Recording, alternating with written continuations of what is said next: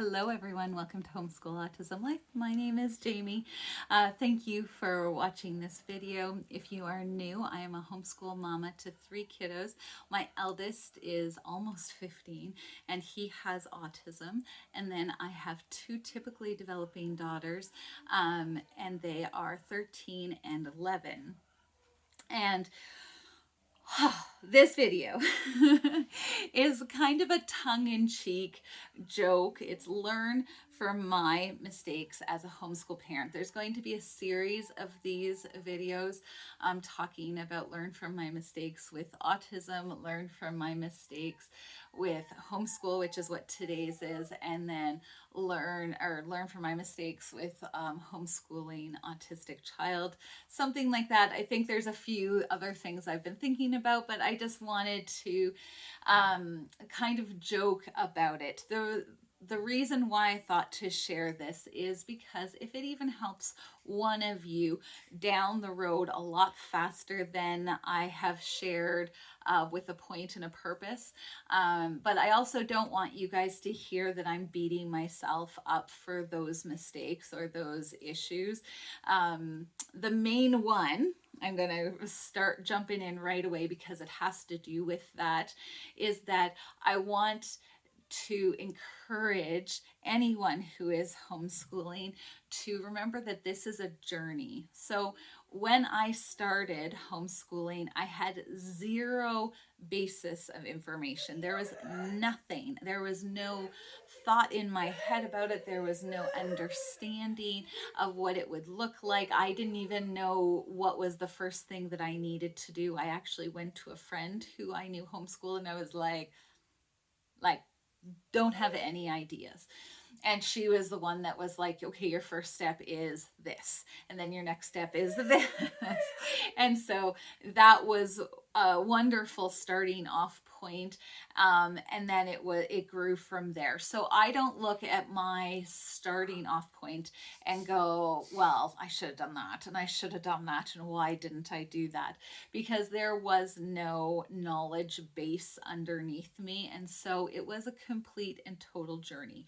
So my number one mistake was just recognize that whatever you do in your homeschool, you are going to be trying something and looking at it and evaluating it and then going, that's not where we want to go. We want to go somewhere else, and not beating yourself up for that initial thought or that initial plan. Does that make sense? There's so much of us, I think, that has a tendency to look back and go, oh, if I had only done this, that, or the other thing, if only I'd read all the books.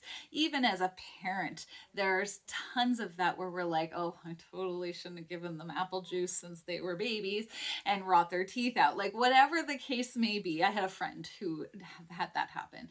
So if you don't know something, you cannot carry that with you for the rest of your life. You did the best that you could with the knowledge that you had available to you. And so now it's time to just move forward and say, that's in the past and I'm not going to regret that. So when I say learn from my mistakes, it's total tongue and cheek, joking around about just these were things that I wish I had known back in the day. And the mistakes are just, they are what they are. And yeah, I'm okay with that. So I'm pretty sure if you've watched homeschool videos from other homeschoolers, you've probably heard this before. Don't try and replicate school. Now, oftentimes I hear that and I go, what do you mean?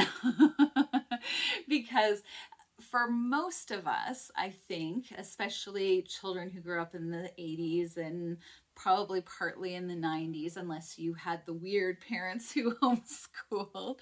But for the most part, most of us, our only understanding of homeschool or of school is school, the brick and mortar school. I never knew anyone who is homeschooled. I never understood what that looked like, other than the weird news reports you might see randomly who are like, look at those people, cray cray. And so I don't have an understanding. And so again, you're building your homeschool based on the knowledge that you have. And so I totally did that. That was all I knew what to do. And so there was a building up of, okay, at school, when I was in school, or when my kids were going to the brick and mortar school, they did this, and then they did this, and then they did this, and we have to have a math curriculum. We have to have, and I'm not saying that having those things are bad. I have those things. We do have a math curriculum. We do have a language arts curriculum. But when I discovered Gather Round Homeschool, for instance, and that I could teach all three of my kids at once. I do two, and then Darian has his own program. But when I realized that I could do that, then I was like, ooh, this is interesting. And so those types of things, I really, when I say don't replicate school at home, do your best. And if you find an adjustment, again, going back to number one, it's a journey. If you find an adjustment that works better for your family, no worries. Does that make sense? Number two, schedule. These all link together, okay? So the schedule, again, because I knew what the brick and mortar school had done, because that was my base knowledge, was okay, we get up at such and such time, and then we do this, and then we do that. And it didn't allow for the dynamics of our family. Our dynamics of the family, it took me a while to journey into, oh, I don't actually have to start school right at 8:30. I don't have to do that. And what freedom that gave me once I realized that, yeah, no, I'm okay to sleep in because I didn't get to bed until 1 or 2 in the morning, because that's where my son has a struggle with sleep. It's okay if I have my girls do a bunch of their work before I even get up. It's amazing.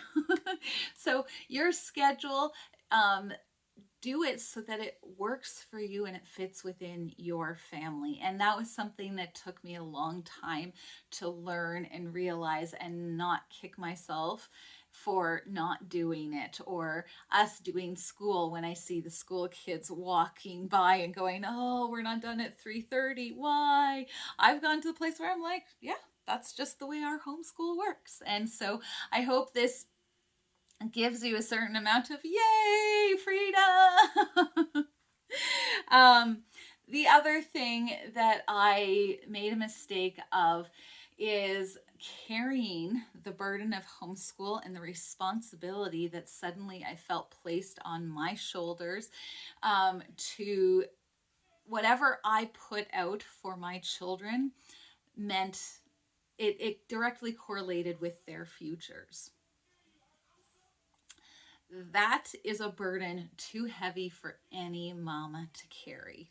And so that's my biggest mistake, I think, was forgetting that God was the one who pushed me into homeschool, like literally pushed me into homeschool. And I will leave a link down below if you wanted to hear that story, to the story of how God pushed me into homeschool. But I look at it and I go, I got to a place where I was so blinded by the, I have to do this, I have to do this, I have to do this, and I have to have a schedule, and I have to get the right curriculums, and I have to do this, and I have to do that. I was so filled up with that I forgot who my helper is, or the best mentor is, or the best educational assistant I could ever possibly need was. What curriculums should I pick for my special needs son? That's a question you go, Lord, what's the best ones? Please lead me, guide my fingers to find the right one. And then help me know how to change and adapt it so that it fits my special needs son, or it fits my daughter who has struggled with reading since she was in grade 1, grade 2, and needed eye therapy. Like, Lord, help me know how to handle this attitude that I'm struggling with my daughter, or all the other things. God is the one who gave you the job to educate your children, whether you're educating them for homeschool or just teaching them life by having them in your home. You are their, oh, what is it? Guidance counselors. You are their teacher, even if it's not teaching school. And remembering and recalling and always hitting a wall or a problem and bringing it to the Lord is always going to take that pressure off of your shoulders that God doesn't want you to carry anyway. And I think that's the biggest thing to remember sometimes is, yeah, that's not mine to carry. And so I even have the verses about worry, and it's one of my favorites because God is kind of sarcastic when he says, can you, by worrying, add a single hour to your life? And then it says, if you can't do that easy thing, then what are you worrying about in the first place? Now, this is not an excuse to just go, God's got it. Like, we don't worry about it. It's not worry when you're bringing things to him and going, Lord, I don't know what to do about this situation, or I don't know what math curriculum is going to work for my son. Can you help me and guide me and give me wisdom to know who to ask, or what YouTube videos I could watch, or a variety of things. God is not limited to talking to us just through the Bible. He has used YouTube videos. He has used talking with other homeschoolers. He's used it by talking to different doctors. And I go, oh, well, that's an idea. So I hope this gives you confidence moving forward when we're talking about doing life and homeschool with our kids, that you don't need to become burnt out because it's all on you, because that was my issue.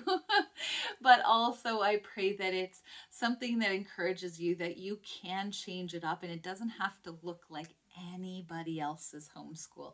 You don't have to look at so-and-so's homeschool and go, wow, that's amazing. Why doesn't mine look like that? It might not. I'm going to say this wrong because it's not grammatically correct, but it might not supposed to look like that. It's supposed to look something entirely different. So I hope this video was a help and an encouragement to you. If you have any questions or thoughts, feel free to leave them down below. We'll talk to you next time. Bye-bye.